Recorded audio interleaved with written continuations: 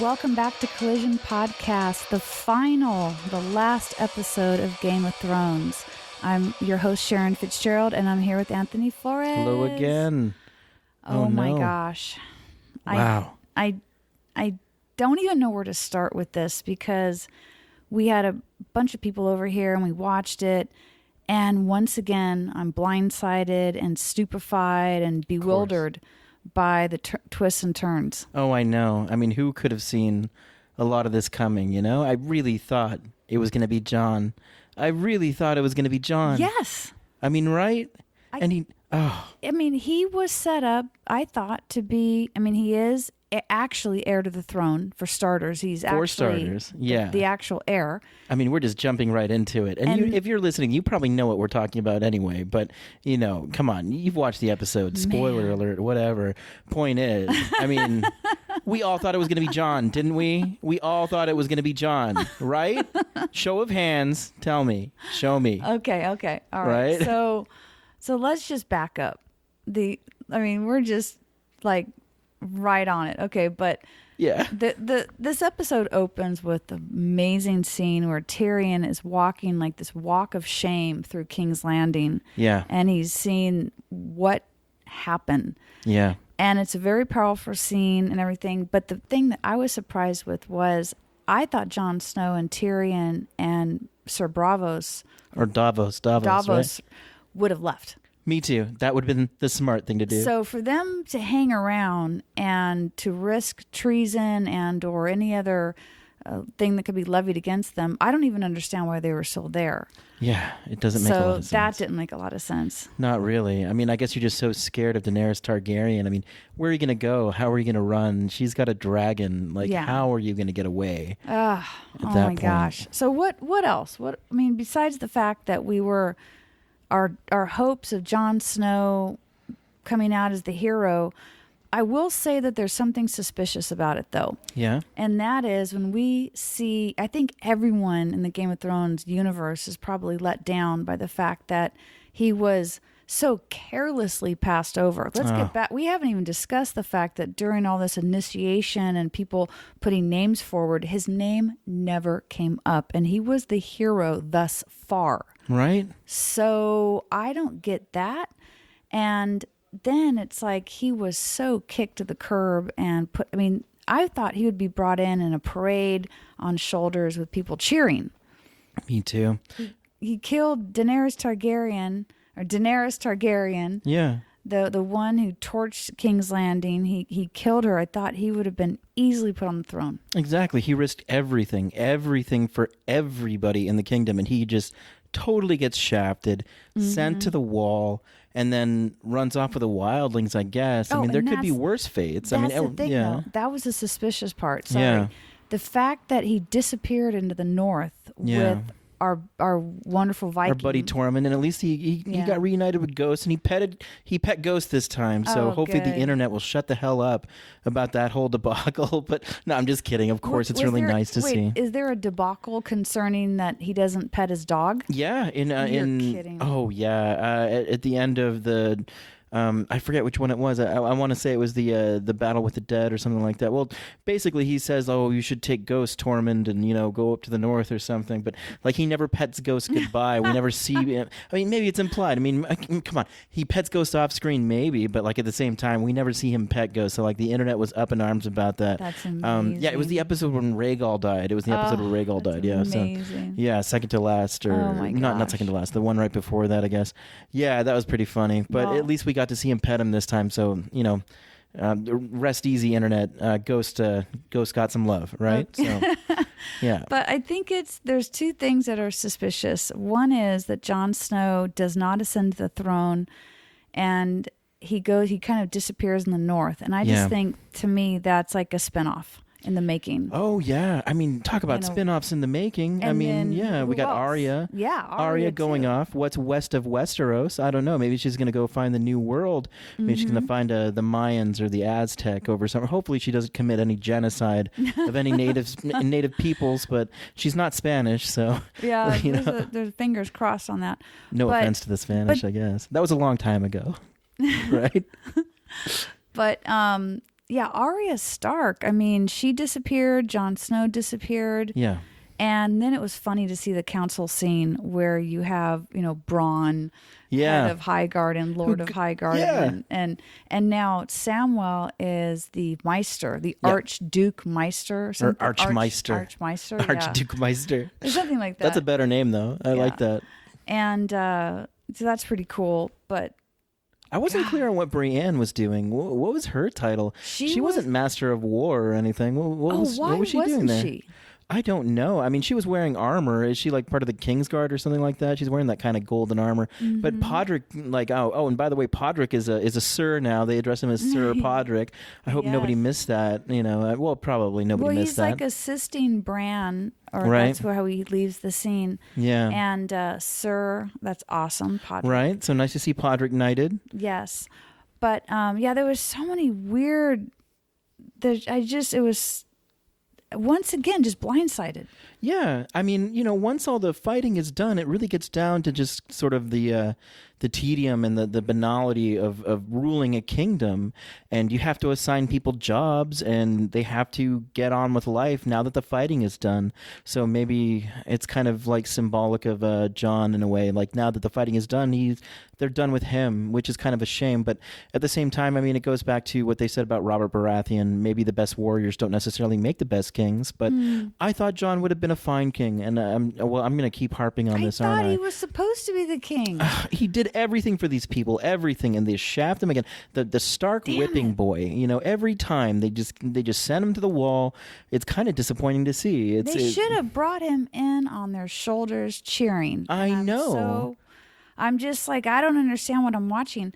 I mean, come on. I don't even know what to do with that. I know, and you can kill a bunch of people that you're at war with, but then somebody that you love and that you care about, and somebody that you believed in and still kind of believe in. It's hard not to believe in Daenerys' vision, even though she did become a tyrant at the end. She really was that, and it's just. That takes guts is what I'm saying. All I'm saying is that takes a real inner strength. I don't know if I could do that. How do you kill somebody you love like that? He sacrificed so much, and he just gets nothing for it. I just feel terrible for poor Jon Snow. Just... I don't know. How come no one said anything about her death? There was just zero conversation. They just jumped to the aftermath where they had the council, and Tyrion, of course, becomes the hand. Yeah. Bran asks him. Bran, we didn't even talk about that. I know. We'll get to it, right? Yeah, okay, so let's just jump to that because, I'm thinking the first person you're going to elect to be the king, because they're all sitting around, many of the houses were present, I think in Winterfell, or was it King's Landing? That was closer to King's Landing. Okay. That's where they showed that White Walker to Cersei when... way back when. I want to say that was season 6, right at the end of season 6. Okay. Maybe it was season 7, the first half of season 7. It must have been the first half of season 7. That's right. Yeah, that little Coliseum or whatever. But yeah, anyway, what were you saying about it, though? I interrupted you. Made me forget. I know, right? Well, we were talking about Bran and how he was basically made king by, agreement of all these different lords, and that Tyrion came around and said, what does really unite people? What is it? And it's a good story. And on some level, I think he's right. I get that. Tyrion was just the hand for Dany. Yeah. So for him to come back and have an audience like that, that was pretty commanding. So he just starts, going straight to the point, and all of a sudden he's nominating Bran. I know, and I'm like, what happened to Jon Snow? What did happen to Jon Snow? Why isn't he being the very first? He is actually heir to the throne. Yeah, he's heir to the throne. I mean, I guess he's a queen slayer at the same time, but it needed to be done. He was the only person who could probably do it, who could get close enough. So, we can't even get past that. Okay, so I know. I'm just so sad for him. Moving on. So we have this nomination, and Tyrion, although he was just accused by Dany of treason, and then obviously he got out of jail because she got killed, but he comes back, and although he was Dany's hand, he's now talking to the North like they trust him. Yeah. And they do. He nominates Bran. That's we heard all these rumors about Bran being the Night's King. Right. So I was so focused on the fact that he was tied into that mythology somehow that I never thought of him being elected to be actually king. I never really saw it coming. And on some levels, I gotta say it makes a lot of sense. Like, if you're gonna elect a king, it's like Tywin said, you elect somebody who's wise. And who's wiser than somebody who can see all of history happening? He can experience it personally.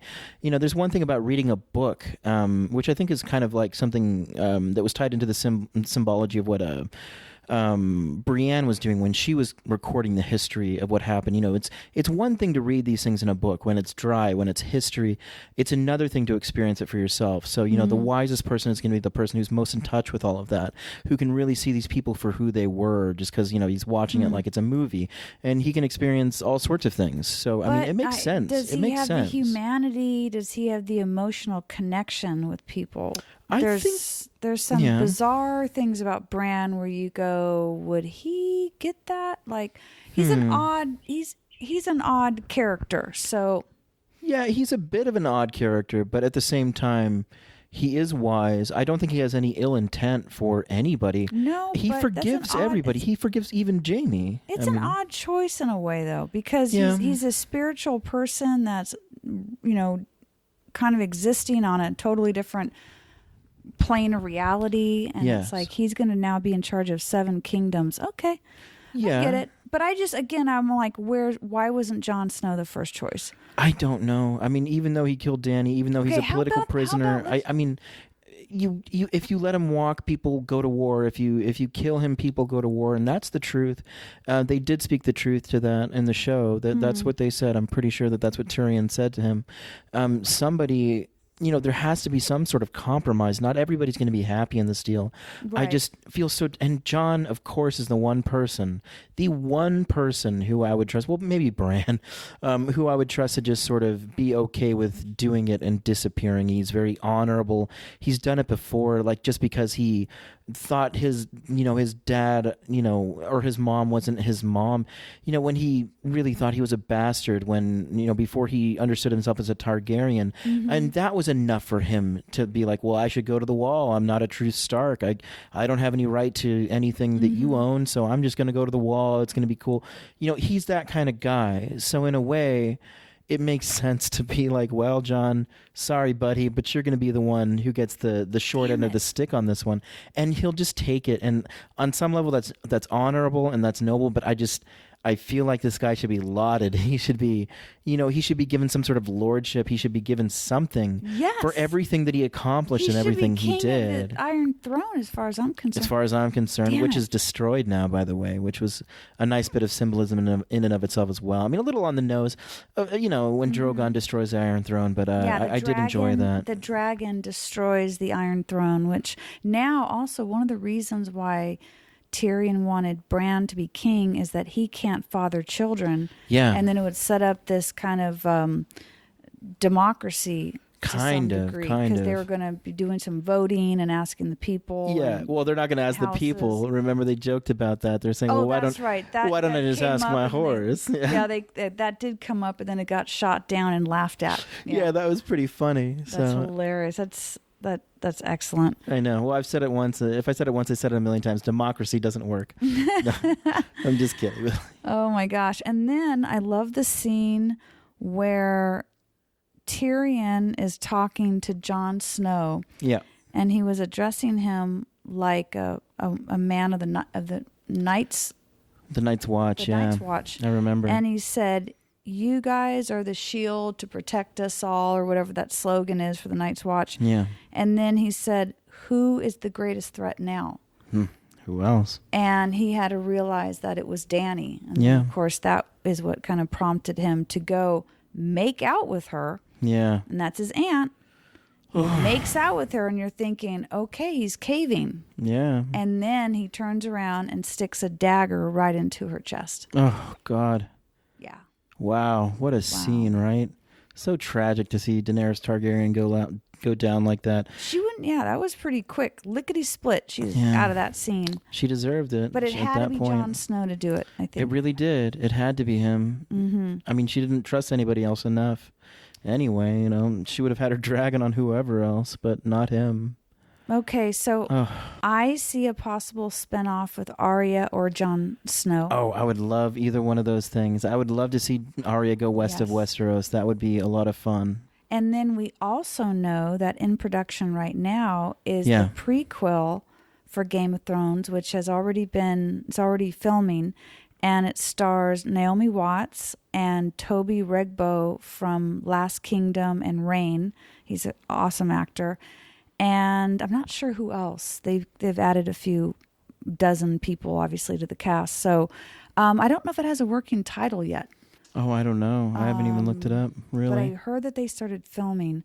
So I see a few things coming out. I think Game of Thrones is going to be like Star Wars and Star Trek and Dune and all the other great epic stories, epic fantasies. I think it's going to be a world. And all of a sudden, you're going to see not only the prequel, but you'll see like 2 and 3 other projects coming out.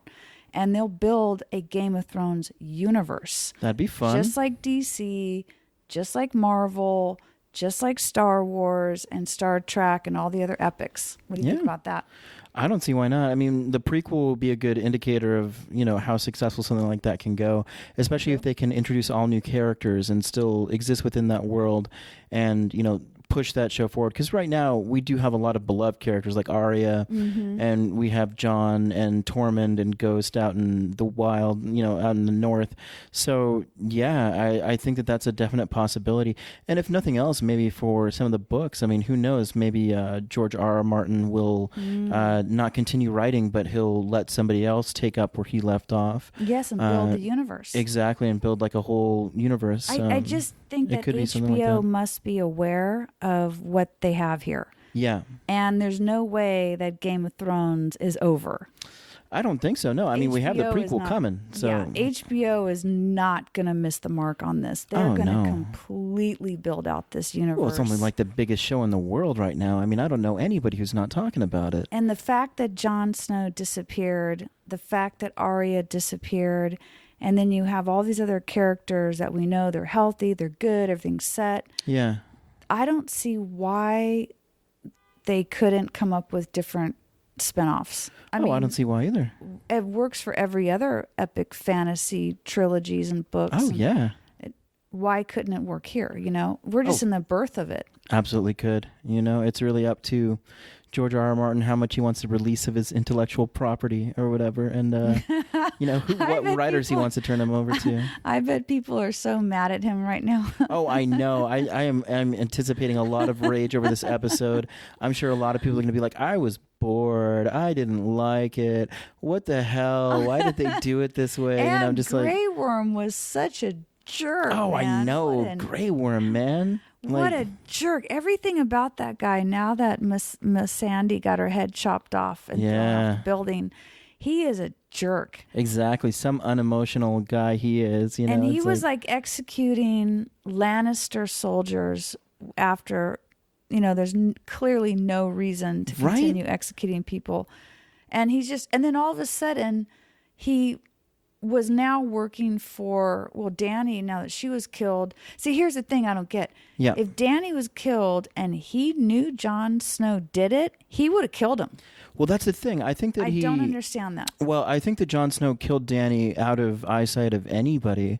And when Drogon took her body off, there's no way to know what happened to her. So I think Jon Snow probably confessed. It was like an off-camera. But why wouldn't, don't you think Grey Worm would have gone after him and killed him for retribution? You would think so. You would think so. Maybe I would think there would be a retribution killing for sure. They certainly left that out of this. Maybe there's like a missing 15 minutes. Richard, who is here watching it with us but didn't have time to do the podcast tonight, was saying that, and you know, sorry that we couldn't have you tonight, Richard, but it's okay.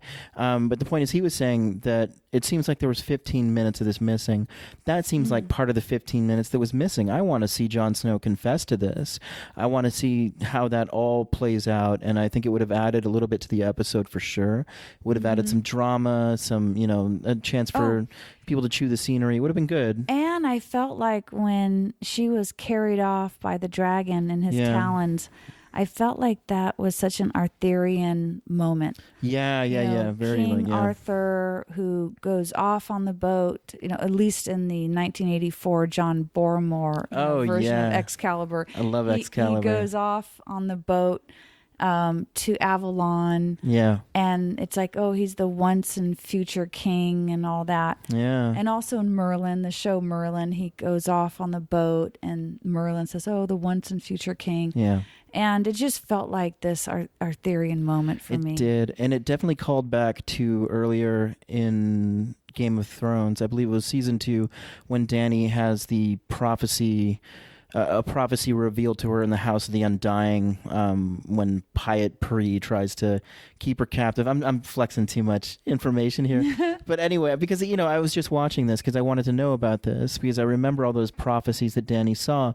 And in the books, they go into a lot of detail on those too. Like she sees like the Red Wedding and everything. But in the show, she sees exactly that scene that just played out with the ruined hall where the throne is sitting, where the Iron Throne is sitting. And she approaches the Iron Throne and she's like about to touch it and she gets distracted by the sound of her dragons and goes off and sees Khal Drogo over in another room with her baby, the one that died before it could be born, basically in exchange for Khal Drogo's life. Well, actually, I think it was Ser Jorah Mormont who screwed that up, but like, I don't know. I'm recalling too much information now.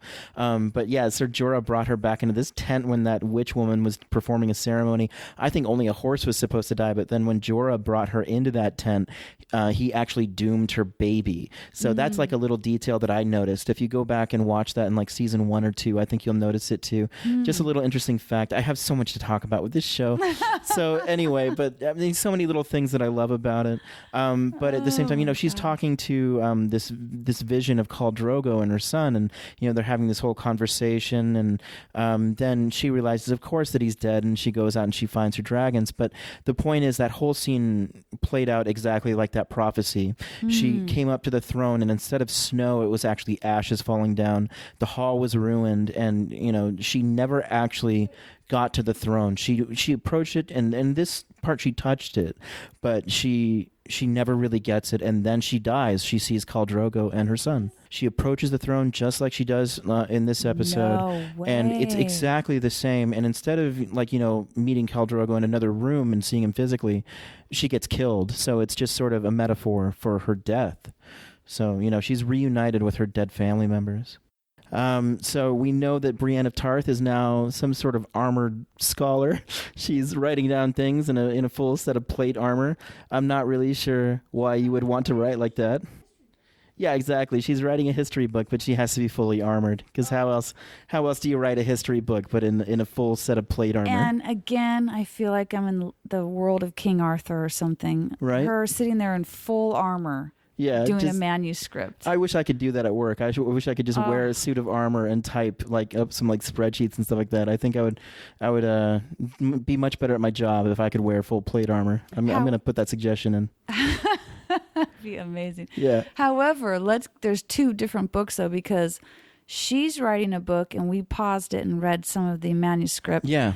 But then Samuel Tarly will walk in with the Song of Ice and Fire, yeah. And that was not written by her. It was written by a Meister. Yeah. Who I've already forgotten, but I'm sure, we'll get corrected by somebody. So apparently Brienne of Tarth is writing her own history book. Yes. On the events thus far.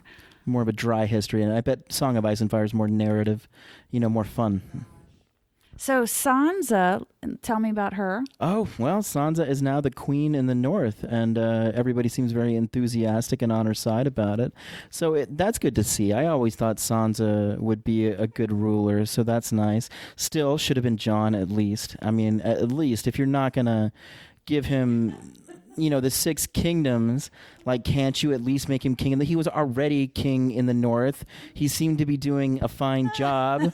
Maybe think about that. I don't know, or whatever, or send him away to the wall again, or whatever. I mean, you could have made him a Kingsguard.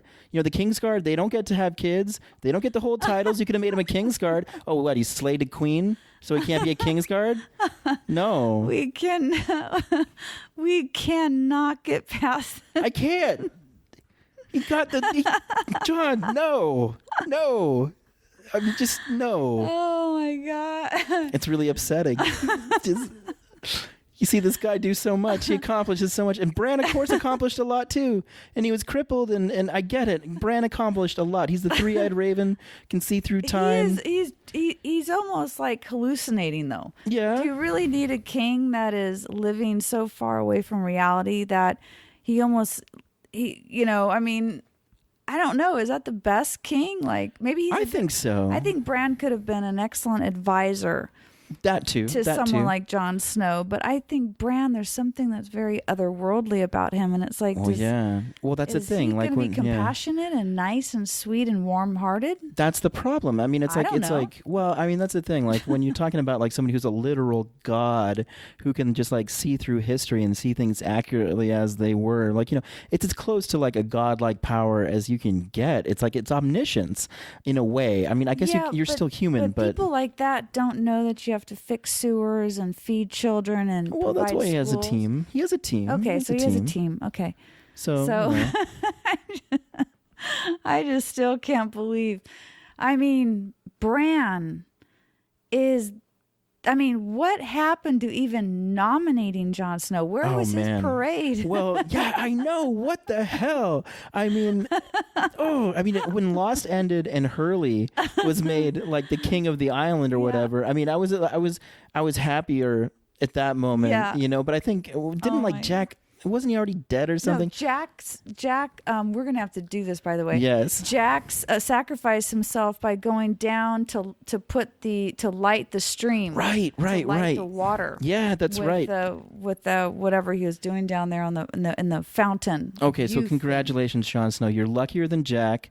The Hurley of the show ends up king, but no, I'm just kidding. It's like, no, Hurley was cool, and so is Bran. Bran is a good choice. Hurley, I mean, I don't know. Well, Hurley was a good choice. He was kind. Hurley had an ability to communicate on different levels with the different inhabitants of the island. That's true. And you know what, Anthony? Speaking of Lost. Yeah. God, man, we should do Yeah, we watched the last episode of Lost together, and now we watch this together. How about that? I mean, we might have to bring Lost back. Oh, damn. That'd be a cool podcast. I watched Lost completely from start to finish. Oh, my God. They used to have 24-episode seasons. Kids out there. The TV shows used to be 24-episode seasons. Like a show like Game of Thrones, you would have seen 24 episodes every season. There would have been like 100 episodes of this show, instead of like, I don't know, like 70, right? Yeah. It's incredible. But anyway, we might have to watch Lost because I'm down. You could go so deep. Right. And I've probably seen it from start to finish 4 times. Very cool. Yeah, I've watched it multiple times as well. Every time I see it from start to finish, I'm sitting there thinking, I don't think anyone in television has done anything like this before. It was quite an accomplishment. I mean, especially for its time. And again, 25 episodes. What was it, 6 seasons? Oh, yeah. An incredible Very amount complex of writing. storytelling. Yeah. And these people never leave the freaking island. Right. So you're basically having to build that much storyline around running around a jungle. Pretty much. So, okay, let's get back We're getting off topic. Okay, here we go. Oh, I have a heartfelt moment when Tyrion sees Jaime's golden hand sticking up from the rubble, and he comes and starts uncovering his dead sister and brother. That was a very heartfelt moment. It really was. Poor Tyrion. Really tried his best. And you're looking at Jaime and you're like, are they going to like go, oh, wow, I have a headache, wake up, but they're dead. Yeah. They're completely dead. Very dead. It's just shocking to see characters that we've been with for 8 years or whatever. Exactly. There's always going to be some separation anxiety, and I think that's what we're going to be feeling tomorrow in the comments section of very many an internet thread. It'll probably start tonight without, And what happened to Arya's horse? What happened to this horse? I don't know. I put so much weight onto this horse. Like, I was thinking, like, what's this horse's deal? And then no horse. Like, it was just done. Like, it was just to get out of there for a little while. Well, whatever. And it the was still nice. Dothraki and Unsullied armies have like quadrupled in size. Yeah. They're machines now. It's a virtual, kingdom. And they got their butts kicked up in the north with the White Walkers. That's right. And they just all of a sudden are like 10 times bigger. But it's really eerie. I want to say one thing about this whole entire episode, and that is the world. Like, King's Landing and the Red Keep and the whole atmosphere is not only torn to rubble, but then there's this eerie, almost like a snowfall of ashes blowing through the wind. And you get the idea, and it's all gray. There's no color. It's completely like a dead place. Yeah. And it's kind of eerie and scary, and it's not the kind of world that you want to be in. And so, he walks up to the Red Keep to try to find Danny, I would imagine. I think that's where he's going. And it's just this horrific cityscape. Yeah, it really is. It's like a burned out city, something you would see in some sort of war documentary, of course, of like, some bombed out city. Practically. Oh yeah, totally post-apocalyptic. And smoky and gray and dark, and it's like, this is not the world that Tyrion and Jon Snow thought they were getting themselves into. This turned into a complete massacre. And then we haven't even touched on. Yeah. Before she was killed by Jon Snow, she admitted to the plans where she was going to go from one country or continent to the next to quote unquote liberate people. Well, that's called tyranny and dictatorship and a military dictatorship, as a matter of fact. So I don't understand how that was supposed to benefit those people. Oh no! I mean, it's like what's his name? Oh my God! Why can't it? Churchill. Churchill said that often the desire to save the world is the desire to rule the world, which is, there's some truth to that. And Churchill's a problematic figure in and of himself. He has some other quotes about some marginalized people that he probably shouldn't be so proud of. I mean, he did say that he would kill Indian children before giving them bread and that sort of thing. He's not exactly a good guy. Churchill certainly got us through World War II. He was a huge asset, but at the same time, he's problematic in and of himself. So it's an interesting take on all this sort of stuff. But he's definitely right about that. Dany, her desire to save the world is just a desire to rule it, and she's just going to keep going. Like, she's not going to stop. So this was going to be a bloodbath. Oh, yeah. Continue. Yeah, she had the Iron Throne, but she's not satisfied. Her ambition just won't be satisfied like that. It's just not possible. And we're looking at views of King's Landing with a smoky gray stormy sky and jagged broken buildings and like a skeleton of a city. Yeah, exactly. And it's such an incredible tool for storytelling, because you just get this idea of where this all went. Yeah. And there's going to have to be a lot of rebuilding to bring any kind of life back to that part of the world. It's destroyed. Totally destroyed. Yeah. I mean, if that's your peace, what's it worth? If you're going to destroy whole cities, then what are you really doing? And she's pleased as pie with a smile on her face, looking over what is a complete massacre out, and everything she can see as far as she can see, and pleased with herself. I know. And it's like, what was that? Didn't they say something in previous episodes? She would be the queen of ashes. Oh yeah, queen of the ashes. Yeah. And it's like she's doing it. Yeah. She actually went ahead and decided to just go from one continent to the other and massacre people, and wow. Yeah. So they took her out. He took her out. Oh yeah. Thanks to Tyrion, who more or less talked him into it.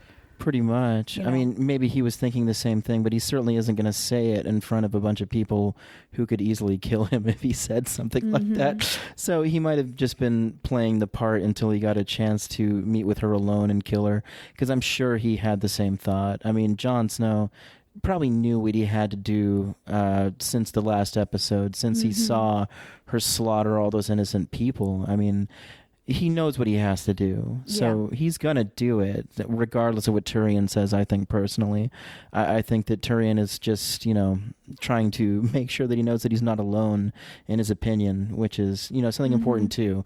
So if you ever have some tyrant you need to overthrow, make sure your voice is heard by somebody who might be able to do something about it, because they might agree with you. Right. That's a good lesson right there. Yes. If you ever find yourself in that position, in that very specific position, that would be a tough. Yeah, that would be. I'll keep that in mind.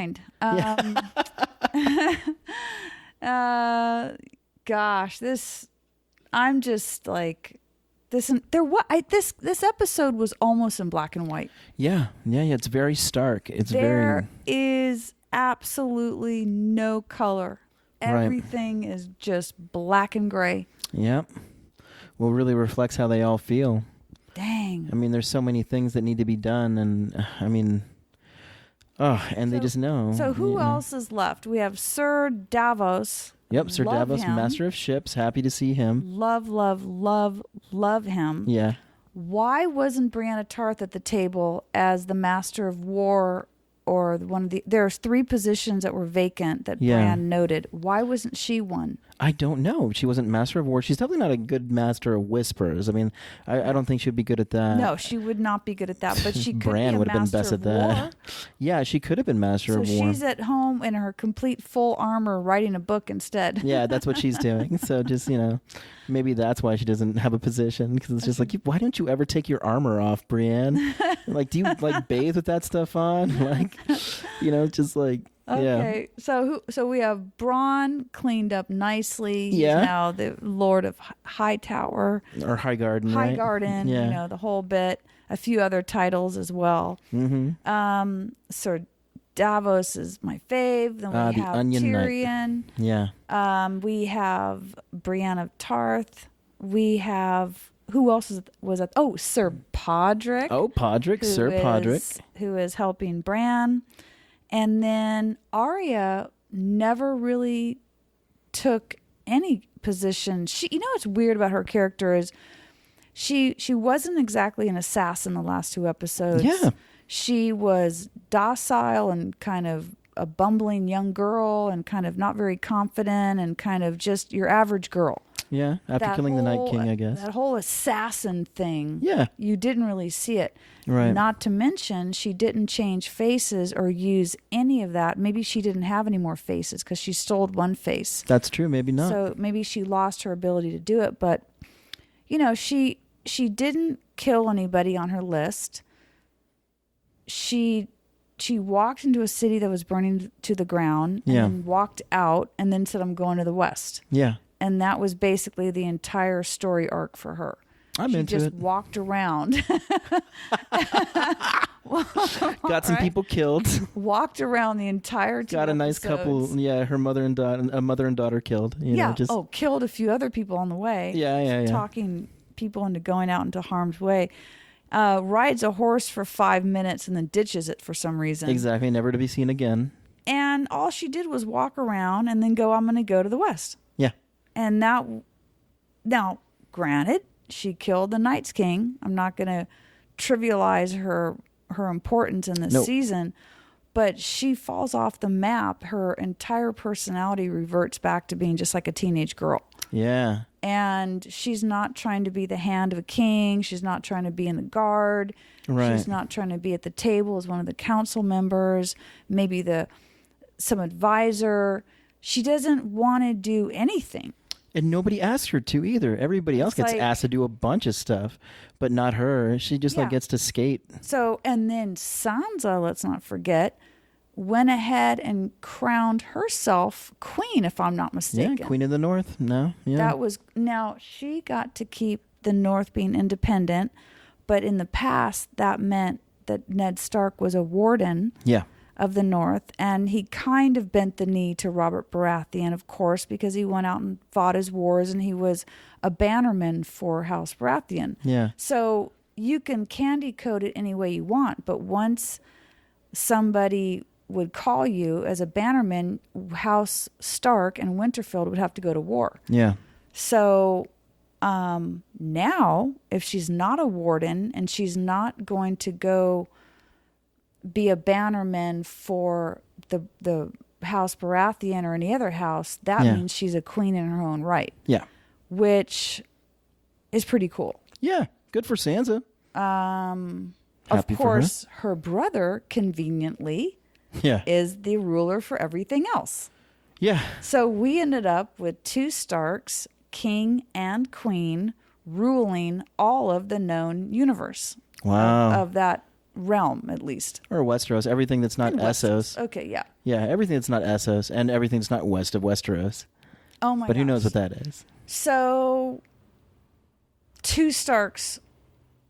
That's it. And the actual heir to the throne, the actual Aegon Targaryen, who is Jon Snow, gets kicked to the curb like a piece of trash. Oh man. Yeah, I'm disappointed for Jon.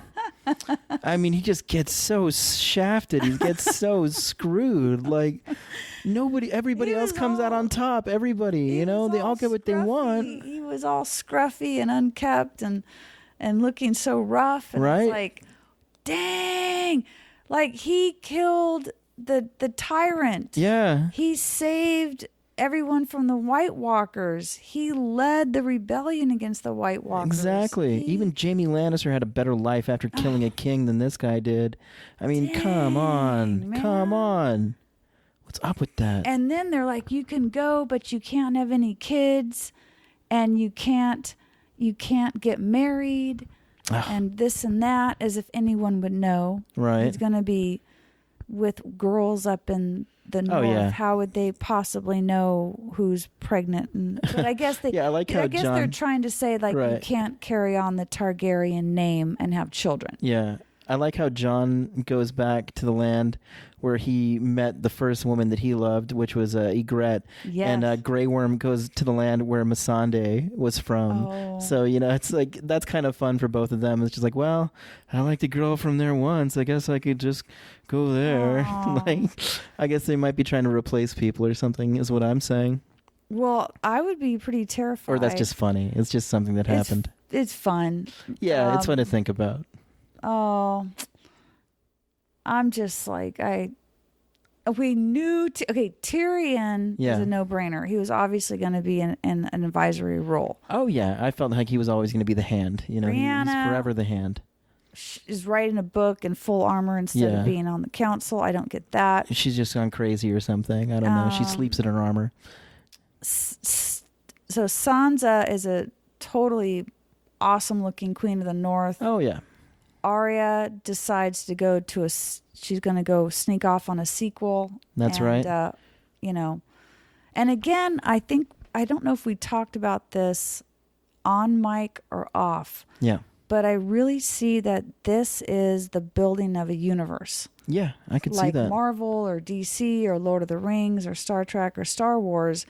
This is a universe, and this writer and HBO has to realize that not only can the prequel be incredibly successful, but they could take Jon Snow and Arya and they could do spin-offs like, Dune has 18 books now. Right, yeah. Star Wars went into prequels and this and that and the other. And and they have universe. Hundreds of books in the Star Wars universe. Star Wars, Star Trek, these are empire, world building spaces. And I think that Game of Thrones, I think we will see some of these characters. I kind of hope so. I don't believe with all the popularity of comic book movies and the success of what the universes they built, there's no way they are not going to bring this stuff back and start a universe of their own. Yeah. A world, a Game of Thrones world. As long as it makes money, right? We'll have to see. I seriously think we'll see it. I hope so. They're going to look at the comic book theory and they're going to completely go, we could do that. They could. They really could. Because we have 2 Starks ruling and the other 2 Starks can easily provide. Well, what are we going to do about this, Anthony? We're done with Game of Thrones. I don't know. I think I might be one of those 500,000 people who's signing that petition to get Jon Snow some daps, man. Jon Snow, I'm sorry, man. That's that's just a terrible end for you. Damn it. So frustrating. Even though it makes sense, even though I get it from like the standpoint of like how it is to really run something where it's boring and you really have to choose like, who's probably best suited for the role. And, who else? The guy that trips out and wargs into being birds is a better person than an actual warrior? Well, think about it. I mean, if the king has to be somebody who can pull strings, and who can pull strings better than somebody who can see everything that's happening at any point? I mean, he can see whatever goes on. Jon Snow. Yeah, he was actually the heir to the throne. I really wish that Brandon Stark would have been Master of Whispers and Jon Snow would have been king. I think that's like the ending that I want. It's the ending that Jon deserves, but that's not the way that like these books play out. They like to surprise you, and I say books, but I also mean show. So they like to keep it. They like to keep you guessing, and on some levels, Brandon Stark makes a lot of sense. If you have that sort of ability.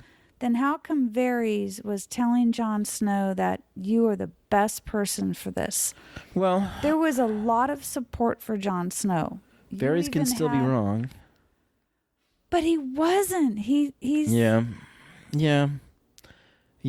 I'm in agreement. I'm in agreement. I feel like Jon Snow. And again, we have two Starks ruling. It's just a shame. Most of the world that we know. Yeah. Except Essos. It's true. Okay. My last notes are this episode was incredibly dark and stormy and chalky and ashy. There's no color. It's peculiar to watch. Yeah.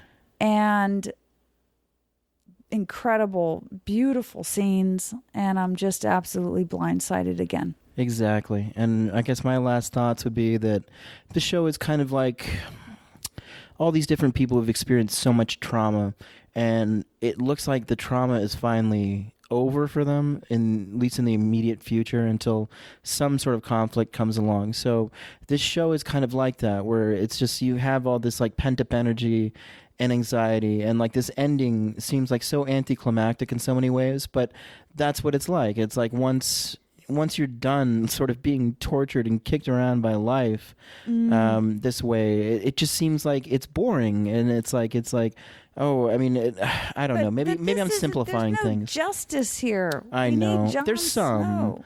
Yeah, and I think that Jon Snow definitely did not get his due. Arya didn't get a parade when she killed the Night's King. They didn't even thank her. Right. And then Jon Snow also didn't really get a parade either, or any kind of pat on the back from all the people that were not only supporting him in all ways, but saw the massacre of King's Landing. Yeah. He didn't even get a thank you. I know. And also, let's talk about the dragon. We didn't talk about the dragon wakes up. Oh, that was so cool. Sniffs Jon Snow and then basically kind of goes back to sleep. Yeah. Well, the dragon trusts Jon Snow. It's a fellow. He's got the blood of the dragon. So yeah. Yeah. Oh my gosh. So I don't know. I don't know what else to say. I think I'm looking at spinoffs. I think we're seeing the beginning of this world. I'm looking forward to the prequel they're shooting right now. Exactly. Super stoked. And when that prequel comes out, I will be right here in my chair in front of the TV. I will be watching. Oh, absolutely. It'll be like a party. I'm into it. And this was, I laughed through most of this podcast, which is, there's a lot. It's like funny. Yeah. And I can't imagine what's going on the internet right now with people. Oh, I'm going to have to jump on the internet soon and see what's going on. It's just too much. But anyway, I think we'll end it here. Yeah. And darn it, this was so great. And thank you, Anthony. Thank you. Thank you to Richard, who was on the last couple of podcasts. Yeah, thanks, Richard. Sorry we couldn't have you this time. Yes, and my gosh. And then thanks, Jen, who has started this whole thing to begin with. And that's it. This is the end of Collision Podcast Game of Thrones edition with Anthony Flores. Maybe we'll come together, do something else. That'd be fun. Yes. I want to do the OA. I'm still talking about that. If you haven't watched that, you need to watch that, people. I have watched the OA twice, and I'm having a hard time wrapping my mind around how to even talk about it. Well, if we get to 1 million subscribers, I'll do the movements on YouTube. I promise you this. Okay, it's such a weird television show. I'm going to continue to try to articulate and try to explain, it's such a weird TV show. Oh, I love it for that. So I'm going to jump into it again, and I'm going to see what I can do.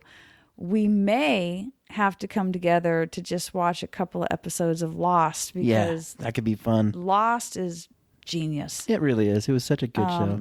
And then, so we'll see what else. But anyway, thank you so much for joining us for the final episode of Game of Thrones. Thank you. Oh my gosh. And so thanks, Anthony. Oh, thank you. Appreciate it. Thanks, everybody, for listening. It's been fun. Tune in to collisionpodcast.com for show notes and links, and we will catch you next time. Thanks. Bye.